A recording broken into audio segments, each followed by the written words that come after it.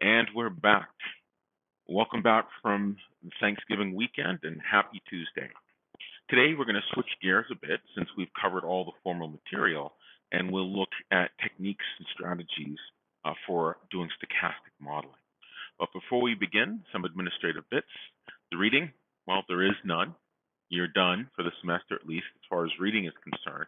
But including today, there are 2 classes left. Key milestones include this Thursday, the 3rd of December, will be the last day of classes. The following day, the 4th, will be reading day. And our scheduled final exam period for this course will be Tuesday, the 8th of December, in the block of time from 10:30 in the morning to 12:30 in the afternoon. During this period, you'll be each doing a brief project presentation. More on that on the assignments, which has been published onto the course Blackboard. The last day of finals will be the day your final projects are due, which will be Friday, the 11th of December, a week from Friday, at 8 p.m. electronically. Please make sure you're on top of these key milestone dates. Okay, so what we've been doing this entire semester is building up the machinery in order to use tools from probability to mimic systems and use the data from those mimic systems to answer important questions driven by data. And so basic steps that you'll follow when you're trying to perform stochastic modeling is you first study the scenario or the system in question. You look at it and you identify key measurements of interest. So for example, a coffee shop, you're interested in the number of customers that arrive in time for some units of time throughout the day. For something like fishing, you cast your reel some number of times, and each time you cast the reel, there's some likelihood that either you're going to catch a fish or you're not going to catch a fish. And once you catch a fish, you reset the scenario. And so when you identify key measurements after you've studied the scenario or some system, you describe the stochastic behavior. Now, of course, this description of stochastic behavior will be more than just one piece of stochastic behavior, but it might have a number of parts that interact, each one of them exhibiting some stochastic behavior. And so then you choose from among the distributions that we studied that mimic the stochastic behavior.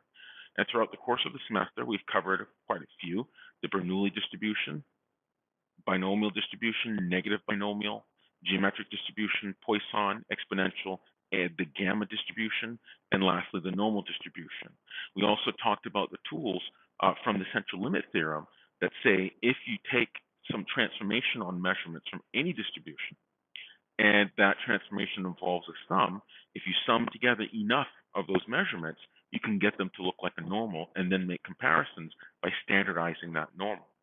And so we talked about those tools, and everything we need to do real modeling we've covered, in addition to those tools from the central limit theorem as well as the standard normal that allow you now to draw comparisons or find relationships between two different systems that are governed by different distributions in the form or structure of their stochasticity.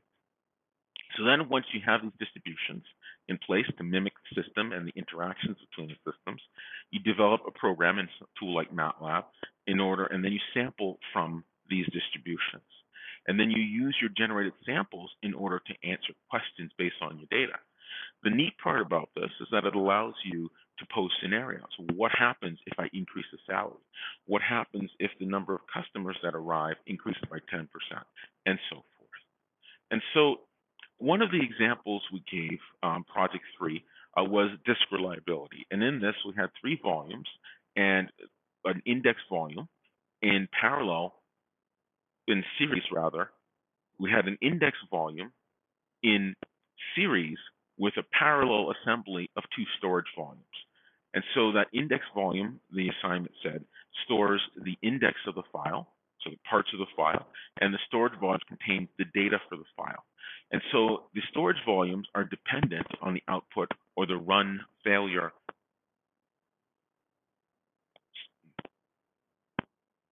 So the storage volumes are dependent on the output of the index volume on the run failure status of the index volume. And we had a number of redundant storage volumes for increase in reliability. And so when we had that assignment, we said you're going to write in 3 simulations, one to simulate the run or fail of the index volume, another routine to simulate the first storage volume, we'll call it volume 1, and another simulation to mimic the run or fail status of the second storage volume, we'll call that volume 2. And so in the specification for that assignment, you returned a true or false for each one of these simulation routines, depending on whether or not it runs. So if it runs, it's a true output. If it fails, it's a false output. And so, moreover, we said to use stick breaking. And for stick breaking construction, you pass in a set of stick weights that determines the biases associated with the true or run outcome and the fail or false outcome. Okay, and so with this, in the assignment, the probability of the run state for the index volume was 98% for that disk index. The run state for volume 1 was 80%, and the run state for volume 2 is 85%. And so from law of total probability, which we're very well versed in now, you can calculate the probability of failure for each one of them. So you calculate the run rate and the failure rate for the entire system, and that's going to be an equivalence expression. And then from that, the assignment was to plot a graph comparing the simulated proportion of the run fail against what you calculated. Now, certainly when you calculate something, that's a theoretical ideal, and the goal of this is to show how that simulation using stick breaking approached what was theoretical, if that theoretical value coincided with the simulation, and at what point will it or does it. And then the other question, you had 2 questions, that you have some number of rounds over which you simulate the run status of this entire system. After a number of rounds, at what point does the simulated system reliability come closest to this theoretical calculated reliability? And then question 2, there was a typo. If you increase the number of index volumes, which is what the assignment said, it should have said storage volumes, because that's our redundancy in the storage rate that can increase the reliability. And so if you increase the number of storage volumes in parallel relationship, increase the number of storage volumes in parallel relationship. So you have storage volume 1, storage volume 2. If you add another storage volume and another one and another one, if you increase the number of parallel storage volumes, what happens to the simulated system reliability? And then the question asks how many additional of these storage, should be storage, how many additional of these storage volumes with a reliability of 85% can you add before there's no longer an impact to the system reliability? So essentially what the question is asking you is to start out with an index volume. There's your index volume, and in parallel, you have a storage volume, volume 1, and then you have storage volume 2. Now, of course, in the case of the problem given, let's call this redundancy 1, because you have 1 copy of that second storage volume. You could also have 2 copies. We're going to call that redundancy level of 2. So you have 2 copies of storage volume 2, 2 of them in parallel with storage volume 1. And then you can have 3, you have 4, etc. Now, of course, as you add more storage volumes, you're going to increase the reliability of the entire storage array assembly. At what point do you keep adding these additional storage volume 2 copies before you no longer have increases in reliability of the system? So that's the ask that we have. So let's unpack this and transition to MATLAB. So that's the ask. So let's unpack this and transition to MATLAB and actually show the code for the solution for this. I'll meet you in MATLAB. So here we are in MATLAB, and I wanted to begin by going briefly over sampling routines in MATLAB from the various distributions that we studied, and then pivot into the reliability simulation. And so here we have different sampling approaches, and MATLAB has a lot of great APIs that allow you to produce samples from various distributions. So the first thing we talked about was the Bernoulli distribution. And we said that a Bernoulli distribution constitutes stochasticity. We have 2-way outcomes in one trial. and there's a particular probability associated with the notional true outcome. And then we showed that there was a relationship between the Bernoulli distribution and the binomial distribution, and we said a binomial is nothing more than a string of Bernoullis. And so in Matlab, there's no way to simulate a Bernoulli, but it does have binomial.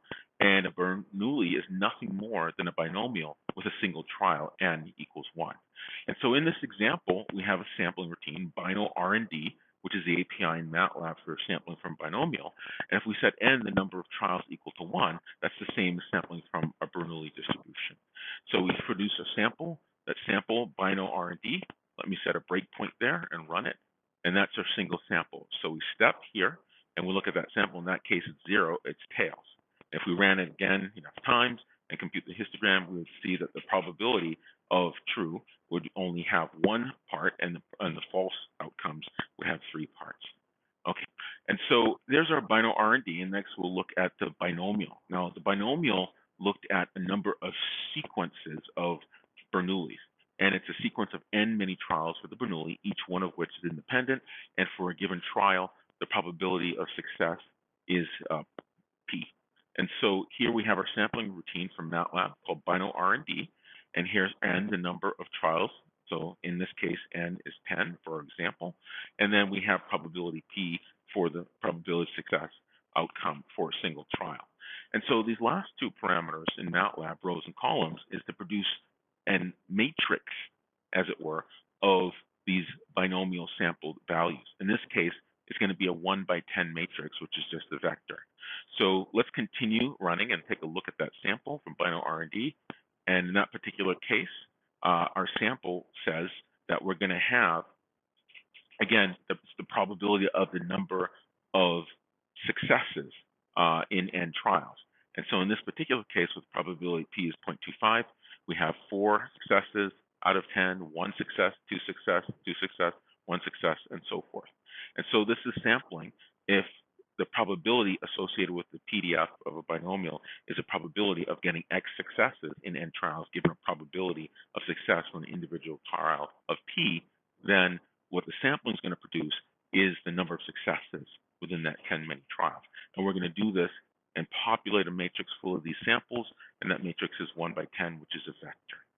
And so now we're going to look at the negative binomial, and we said the negative binomial is related to the binomials, but a little bit different, where the binomial talks about the number of successes in n many trials.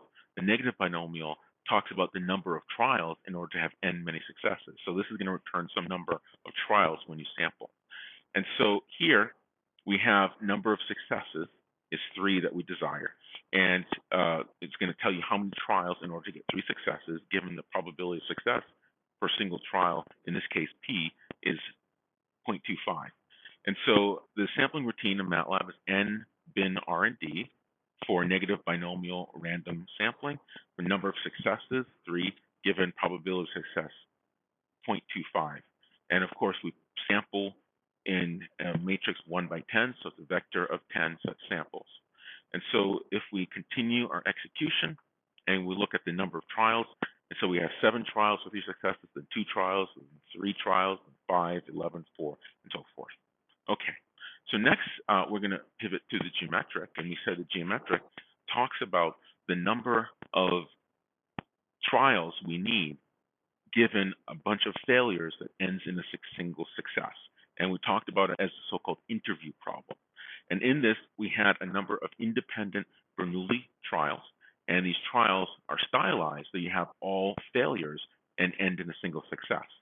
Now, of course, the probability of success for a single trial, in this case P, is 0.25, and we're going to sample from this geometric distribution into a matrix of values that's 1 by 10, so it's a vector of 10 values. And so it's important to note in Matlab, as we had studied the geometric distribution, there's another version of it that only talks about the number of failures in that sequence right before the success.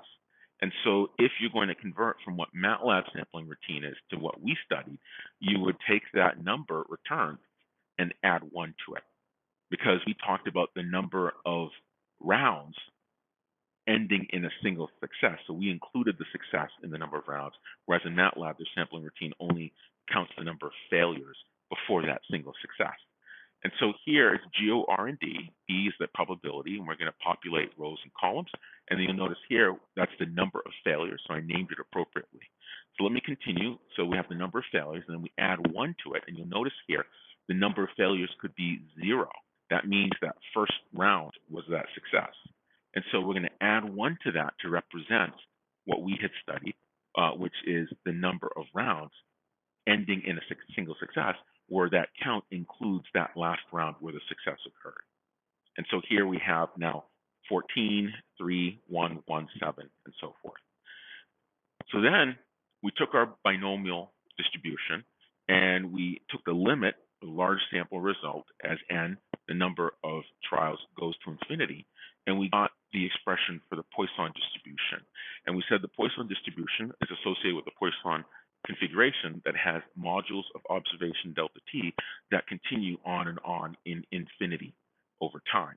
And we had this rate parameter, lambda, that talks about the average number of occurrences of events within a module of observation delta t.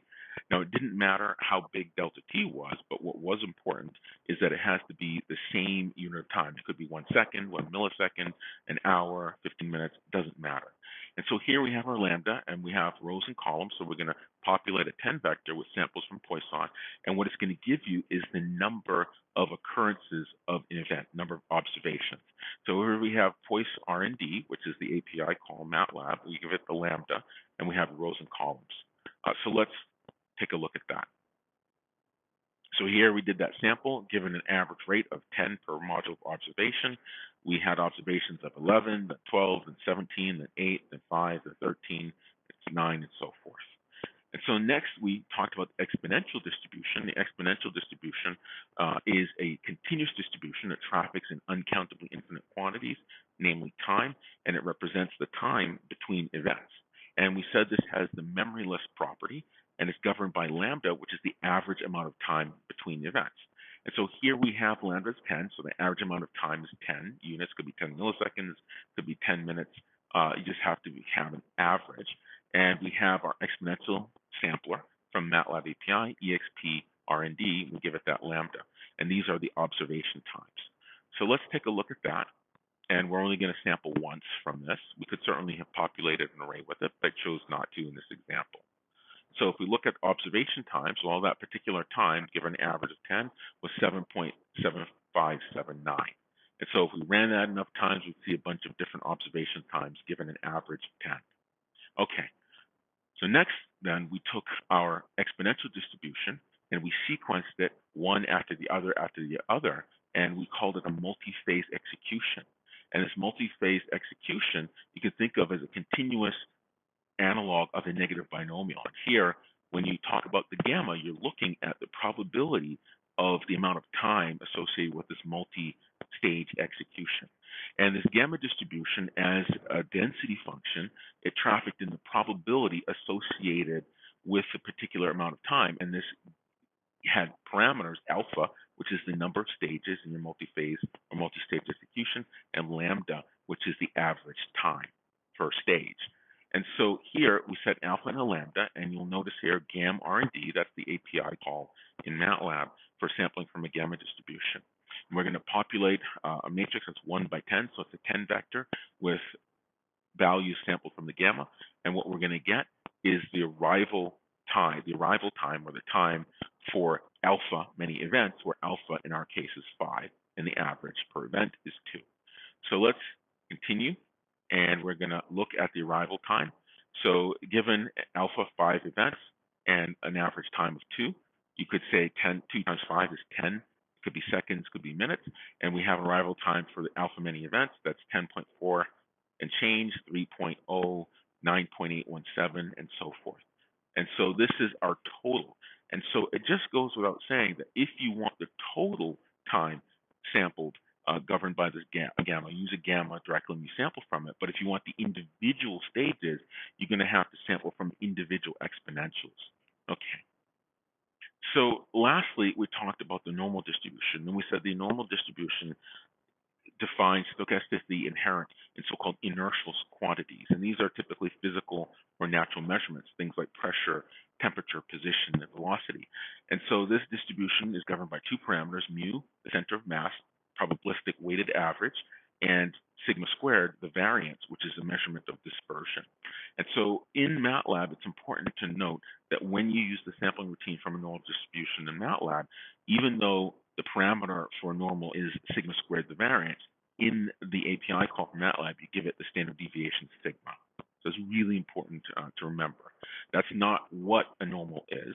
It's dispersion parameter. It's sigma squared, but the API implementation in Matlab requires you to specify sigma and not sigma squared. And so again, we're going to populate a 10 vector with values sampled. And you can imagine this is the temperature for this fictitious temperature. We said the mean, mu, is 50 degrees.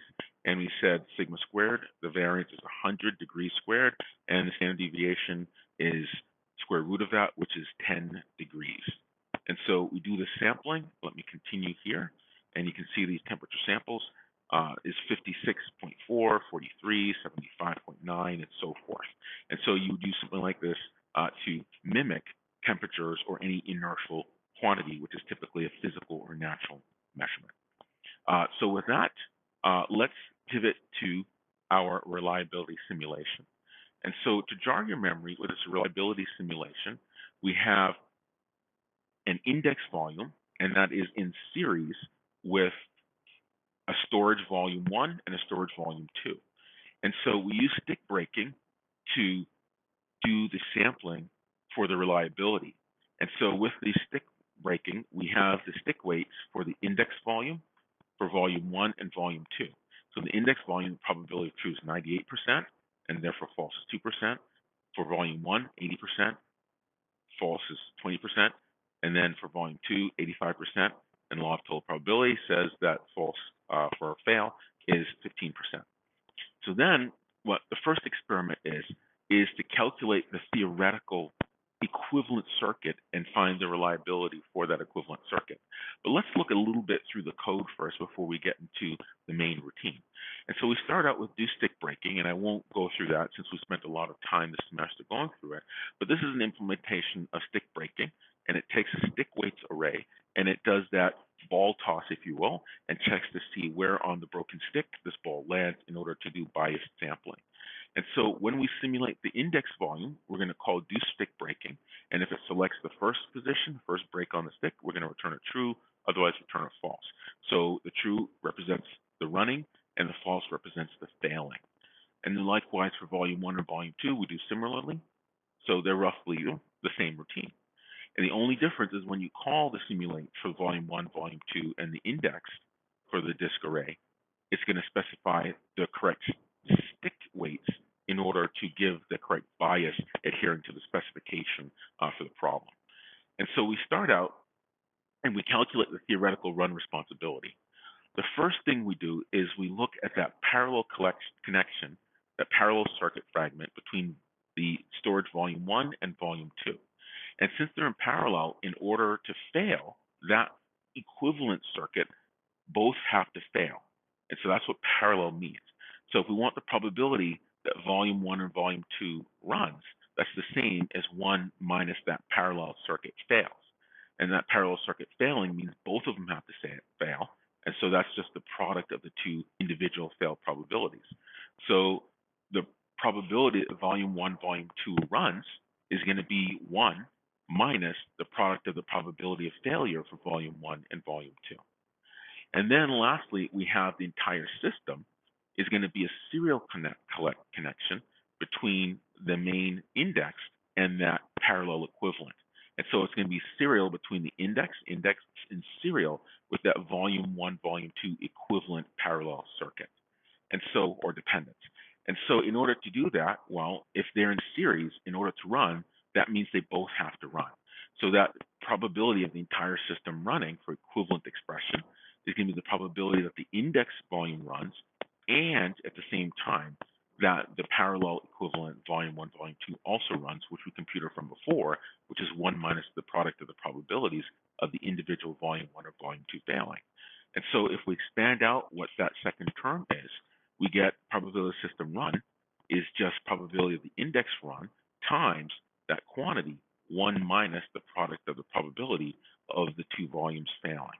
And so we set that up. There's a probability that the index runs is 98%, and then we have index failing, volume 1 runs, volume 1 fail, volume 2 runs, volume 2 fail, and then we implement that equation for the system running. So there's the index run times 1 minus the product of volume 1 and volume 2 failing. So that's your calculated run rate, your calculated reliability.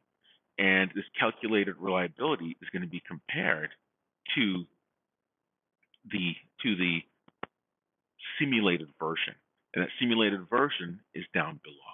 So let's take a look at that simulated version. So in some number of experiments, and the experimental rounds are going to be drawn from an array. So we're going to run this simulation 100 times, then 200 times, then 300 times, 400 times, and then calculate the proportion or probability percentum or percent for which this system ran over those increasingly large number of rounds. So we go set up an outer loop, and that's going to iterate through the number of rounds. And then for a particular number of rounds, we're going to simulate the index, get back a true false, simulate volume 1, simulate volume 2. So then we're going to check using Boolean logic, the equivalent, we'll say, did the index run and the ORing together of volume 1 run with volume 2. So this is the Boolean equivalent of that equation that we had when we had probabilities, but because we get true false outputs, we simulate this and which of running, which is the series or serial connection between the index and that parallel assembly. And for the parallel to run, either one of them has to run. That's an OR. Okay. So if we find that the entire system runs, we set system ran to true, and then we increment a counter. After all of the rounds, we take the counts that we had for the run, each of those times that ran, and we divide by the number of rounds to get the simulated probability. And we do that for a number of rounds that increases along this schedule. And so we compare that in a plot to the calculated reliability, and we come down here. So let's go ahead and run this.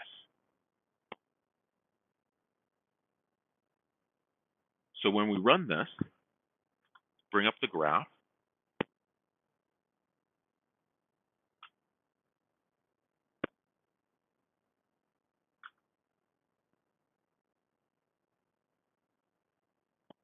And when we take a look at the graph, on the horizontal axis, we have the number of rounds for our experiment. And on the vertical axis, the red line represents the calculated reliability. That doesn't change.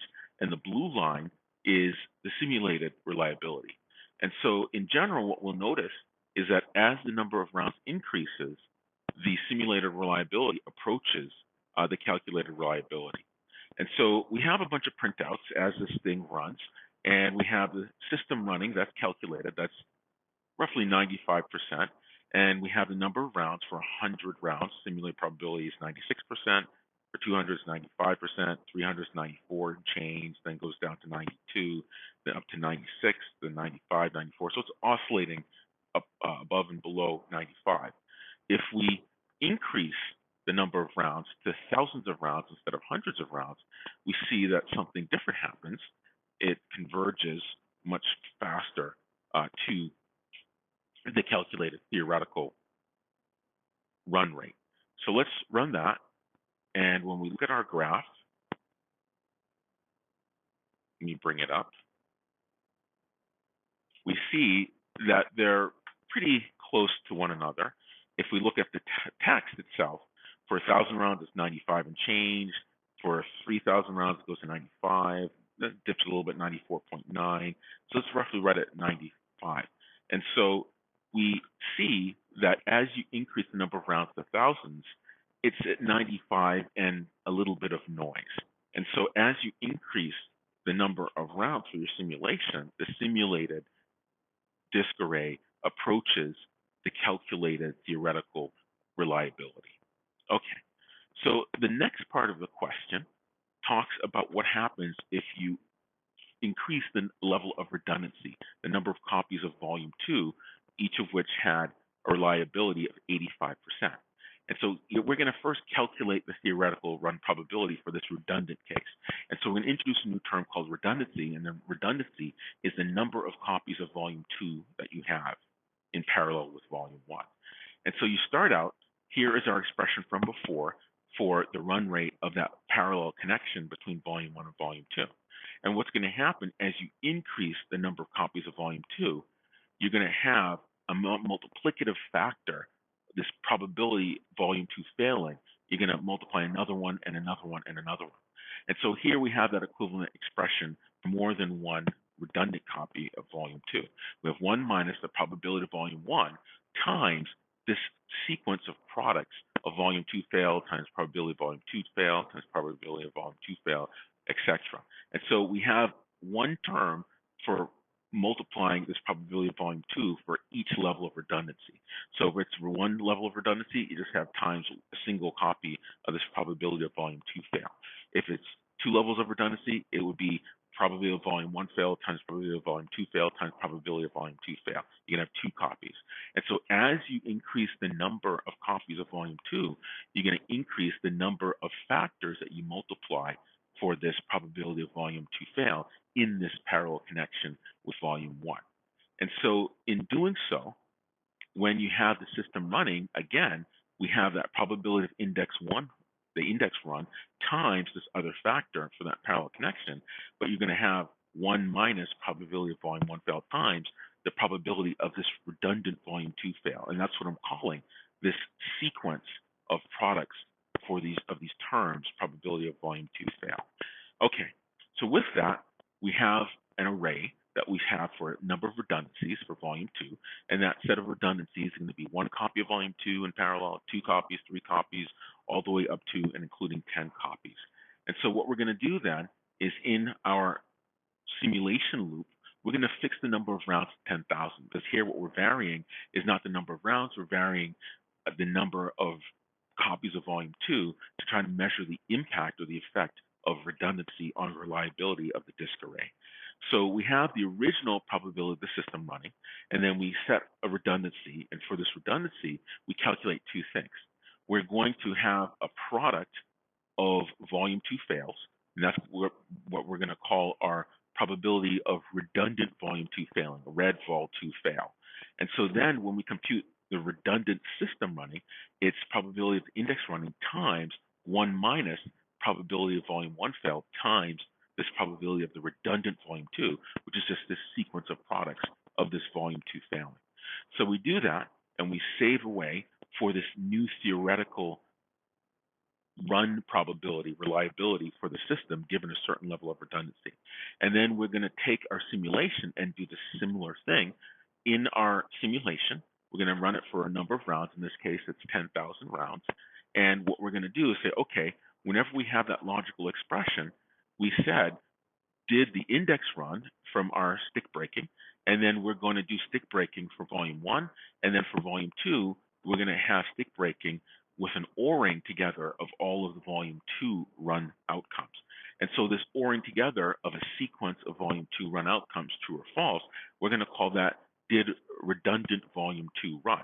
So we start out as false, and then each time for the level of redundancy we have, we're going to OR in each one of these simulated, stick-breaking simulated versions of volume 2. So that's going to be our did redundant volume 2 run that we're going to use to OR in with the did volume 1 run in the equivalent logical expression for the system reliability for that particular run of the simulation. And so in this loop here, in this if condition, we have if did index run and did volume 1 run ORed with, logical OR, did redundant volume 2 run, where redundant volume 2 is the ORing together of all those runs for the redundant copies of volume 2. And because we do that in a loop, we can crank up the redundancy of volume 2 and run that simulation. So we do that for that number of rounds, and then we compute the proportion in the simulated version, and then we report and graph it. So let's continue with this run. So if we continue, we get a figure here, and on the horizontal axis of this plot, we see the data volume redundancy, and that's a redundancy from 1 to 10. On the vertical axis, we have the run probability. Now, this red graph, that's the original calculated system reliability, and that's given no redundancies. That stays the same. And this blue line, that's the simulated reliability. So the red is calculated, that's theoretical, and the blue is simulated as we increase the redundancy. So you see here with redundancy of 1, it's exactly the same as the theoretical or close to the theoretical. And that's with no redundancy. And then as we increase the level of redundancy, you'll notice that the probability increases to an asymptote of roughly 98%. And so here, that's also supported by the output. We have the original probability of the system running. We have the probability of the redundant system, that's the theoretical expression. So that's 95%, 97%, and then it jumps up to 98% once you get to a redundancy of 7. And likewise for the simulated one, for a redundancy of 1, it's 94 and change, 94.77%. It gets to 97%, and we jump to 98% in the simulation once we get to a redundancy of 5. So the simulation is getting to 98.3% at a redundancy of 5, whereas theoretical it's at 98. And so we see the redundancy for the simulation drops down a little bit, but for the most part, right around 5 to 7 redundancy, we hit an asymptote of 98% redundancy, plus a little bit of change, a little bit of noise in there. And so this is an example of taking a number of stochastic parts and we compute the equivalent expression for the theoretical reliability for those interacting parts, and then we run a simulation to mimic it, and as the number of rounds increases, it approaches the theoretical, and then for reliability, we can now actually calculate when we reach a maximum redundancy possible by adding a certain type of drive. And so now the questions you can answer for this is how many redundant drives you need to get the maximum reliability. What is that maximum reliability? Because you don't want to add more drives than you need. Or you could decide, okay, well, let me change the run rate or fail rate of one of these drives in order to get this reliability even higher. And so this is the type of thing that people pay a lot of money for. And if you can master the skill of doing stochastic simulation, there are a lot of very interesting opportunities that lie ahead for you. Okay, so with that, let's go back to PowerPoint. Okay, so we just finished talking about the disk reliability problem and showed the simulation and the equivalent calculation. So let's look at another example, a lemonade stand. Now, it's a rite of passage for many kids to operate a lemonade stand, and you might think it's all fun and games, but it can actually be quite serious. Take, for example, this girl, young woman. She's 11-year-old Michaela Ulmer. This is her back in 2016. She created a type of lemonade that's sweetened by honey and flaxseed. And so the Sharks picked it up, and she's doing very well for herself. She signed a contract back in 2016 with 4 different Whole Foods, and you can still buy Be Sweet lemonade. She changed the name. It's called Me and the Bees. And so if you want to support her, I don't get any benefit from this. You can even look it up for yourself and get yourself some Me and the Bees Be Sweet lemonade. But nonetheless, this is just to say that lemonade stands aren't just fun and games. You can actually do quite well for yourself, like young Michaela Ulmer did. So that being said, let's take this other example for a lemonade stand. And let's suppose the parameters of this lemonade stand is that you have, on average, 5 customers that come in every half an hour. And let's assume that it operates for 3 hours, and that a glass of lemonade is $3. An hourly wage for the person working the stand, the kid pays him or herself $2 an hour. And it costs 50 cents to make a single glass of lemonade. So some questions you might want to ask about this is how much revenue will this person make? How much are the so-called cost of goods or COGS, the cost of things that you're selling, and what profit will you get from this given these parameters? This is a perfect example for stochastic simulation. And so, of course, because we have customers arriving in time, this is best described by Poisson Distribution, and we said average of 5 people every half an hour. And so our lambda, our average rate is 5 customers, and our delta t, our module of observation, is 30 minutes because it's 5 every half an hour. And so the operation spec said 6 hours, so that means you're going to have 6 periods, 3 hours, so that means you're going to have 6 periods of 30 minutes each. That's important to the simulation. And so each glass of lemonade is $3, hourly wage is $2, and if the hourly wage is $2, that means $1 every 30 minutes. and it's 50 cents per glass. So if we look for each period of 30 minutes, a bunch of pieces of monetary information is important, your so-called money functions. And so the revenue you collect is $3 times the number of customers per period, because each customer is going to buy a glass of lemonade. Then the cost, 50 cents times the number of customers per period, and then you add to that period as a cost the wage for that 30-minute period. So that's $1. And so your ultimate profit is then the revenue minus the cost. So let's look at this in Matlab. Look at the simulation for the lemonade problem. I will meet you in Matlab. So we're back in Matlab, and we're going to be running Poisson lemonade. If you look at it too fast, it looks like it says poison lemonade, but I assure you it's quite good. It's not poison lemonade. It's Poisson lemonade. And so for this Poisson lemonade, it describes that same problem that we alluded to before. Our lambda is five customers on average per period, and each period is assumed to be 30 minutes long. So let's assume that we wanted to simulate this for 30 days. What would happen to this lemonade stand operating 3 hours a day for 30 days? So we set some variables for the revenue and the cost, and we set the 3 hours of operation. Delta T is 30 minutes or half an hour, and then we calculate the number of periods, which is 6. This is the hours over Delta T. So the hourly wage was $2, and we calculate the period wage. It's the hourly wage over 1 hour divided by Delta T, the number of periods per hour. So that's divided by 2, and we get a period wage of $1 per 30-minute period. The price of lemonade is $3. The cost that goes into lemonade is 50 cents per glass. So we start out on that number of days, and we sample from a Poisson parameterized by our lambda of 5, and that gives us the number of customers for that particular period. So then we take the total revenue is just an accumulation of the number of customers times the price.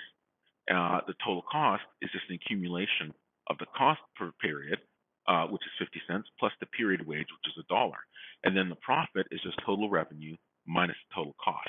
So we save the total revenue and total cost for that particular day, and then we can compute the total revenue accumulated, the total cost, the total profit, and then we divide by the number of days to give averages, and we print out our result. So let's take a look at this and see what we get. So in this case, with Poisson lemonade, total revenue is $2,700. Not bad for a little kid. Total cost is $270. Total profit is $156 over a 30-day period. So $156 for an 11-year-old. This is not shabby by today's standards. Also teaches an important lesson. But nonetheless, if you look at the average revenue per period over the 30 days, that average per day is $90 revenue, average cost $9, and the average profit is $5.20. And so with this, you can tinker with the parameters to try to see how that impacts the revenue. Now, if we run this again for another 30 days, you'll see that it's not always the same. It is a stochastic simulation. So you could run this over 12 times to give you 30 days at a time over the course of a year and actually do problem solving with this. Okay, and so some of the things you might want to know is maybe you should raise the cost of lemonade. What happens when the cost of lemonade goes up? What happens if you raise the price a certain amount? And if you raise the price too much, of course, a customer may walk away, and they're going to walk away with some probability. That's going to be Bernoulli distribution for that attrition of the customer. Does the customer walk away or not?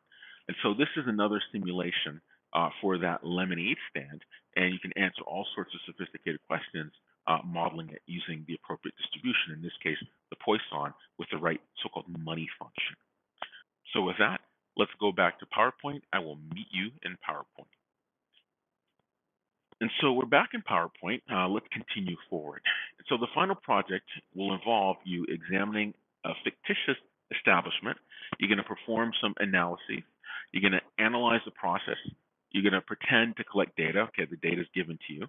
You're going to develop a model for arriving customers. You're going to have an execution, and you're also going to have customer attrition. And so it's really going to be important to read carefully the assignment specification for a final project. And so one example to kind of get you thinking, and we're not actually going to do this, but just to talk about it and ask some leading questions.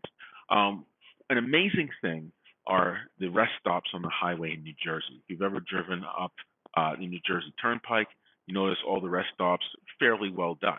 And you'll notice then if it's peak, which is not now, but certainly pre-COVID and certainly post-COVID or return back to normal, you have lines for the bathrooms. And so one of the things people do is they design bathrooms, and this is the New Jersey rest stop bathroom problem. So we have two bathrooms. We have the women's bathroom and we have the men's bathroom. And people, you could call them customers, arrive to the bathrooms. And so you also, within the bathroom, you have some toilet stalls. And these toilet stalls are these boxes with a T in it, and sink stalls, these sink stalls are these boxes with an S. So here's the men's room, here's the women's bathroom. And so you have people arriving in time, and they're going to use this bathroom. And one of the things you might be concerned about is how many stalls you should have and how many sinks you should have. And so you have this first step of this system that you might study, the arrival at the bathroom.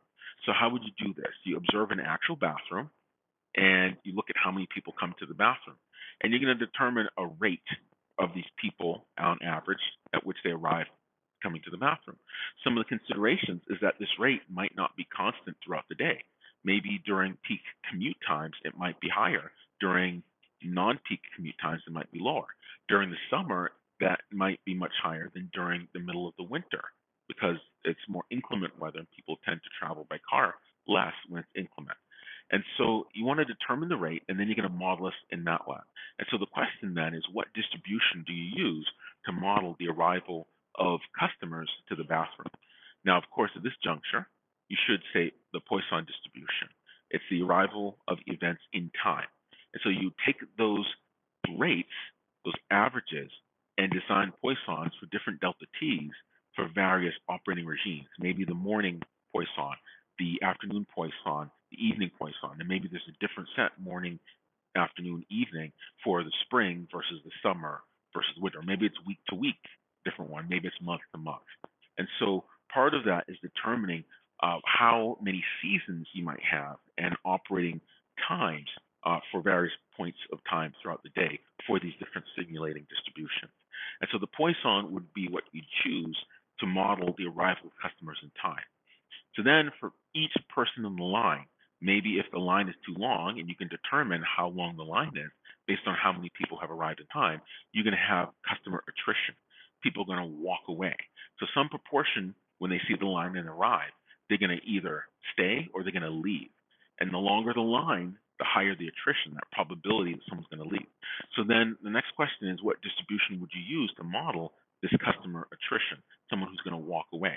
So if you look at it, well, they can either stay or walk away. That's two-way outcome. It's going to be a Bernoulli random variable. And so dependent on the number of people that are lined up in front of the bathroom, that Bernoulli's probability is going to increase or decrease in proportion to the number of people in line. Okay, so you choose a Bernoulli. So now we have two components. We have the arrivals, and based on some measurement over the arrivals that you sample from the Poisson, you're going to choose a probability that's going to be used for the Bernoulli. And if that Bernoulli returns true, the person stays in the line and waits. If the Bernoulli returns false, that person walks away and you lose one of your customers. Okay, so now you're in the bathroom, and let's assume that the bathroom usage involves the following. You enter the stall, you defrock, remove the clothing articles, use the toilet, you clean up, you get dressed from defrocking, you flush toilet, you exit the stall, you go to the sink, you wash your hands. And then in some places, it's a pay bathroom, you pay for your usage of the bathroom. So how would you model this in Matlab? You have a bunch of things that happen in some sequence, and each one takes time. Now, thinking back to all the different distributions we cover, that's the gamma distribution, or you could use a series of exponential distributions. Now, if you wanted the entire time that it takes for the end-to-end process, let me set my pen.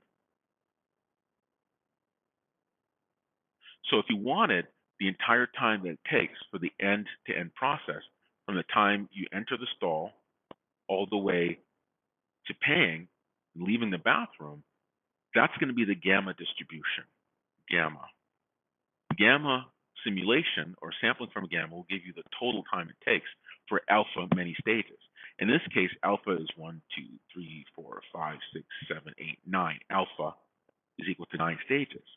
But if you wanted the individual stages, you're going to have a series of exponentials. So you're going to have the first exponential, the second exponential, up through and including the ninth exponential. And so you'd use the individual exponentials, sample from them, given an average time it takes to do each one of these, and that's going to be your lambda 1 for the first one. It's going to be your lambda 1 for the ninth one. So how would you do that? Maybe you survey people. Maybe you have a bunch of test participants and ask people, how long does it take you to enter the stall? How long does it take you to defrock? And so forth. And so given all of that, you could have a series of exponentials if you want to simulate each stage separately, or if you want to simulate the entire 9 stages, you'd use the gamma. And so these are distributions that we've all talked about. We've talked about where they come from. We've derived their means and expectations. They satisfy law of total probability. And now we focus on the sampling from them. Okay. And so you'd use the gamma to do that. And so using the bathroom is a multi-stage execution. And the last step is payment. And you can collect money at the end of this multi-stage execution if that's applicable. Now, overseas, like in France, they have paid toilets. They're really quite nice. And some toilets are free, some are paid toilets. So you do have actual paying customers for bathrooms in some situations. All right. Now, how might you use this? You might want to evaluate a number of things. How long will the lines become? Because if you find the lines are too long, now you need to add a number of more stalls or sink units to the bathroom. And in fact, people do study this when they have large public venues like sports stadiums.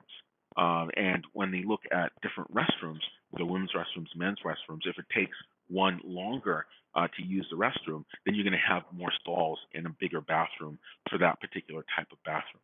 So you can evaluate how long the lines will become, determine the number of toilet stalls, or the number of sink stalls that you're going to have for a bathroom. And you can inform that from data based on actual measurements through sampling. Okay. So with that, that's all I had to say. So we have one more class meeting left. Please make yourself aware of these key milestones. And as always, please stay healthy, stay safe, and I'll see you all on Thursday.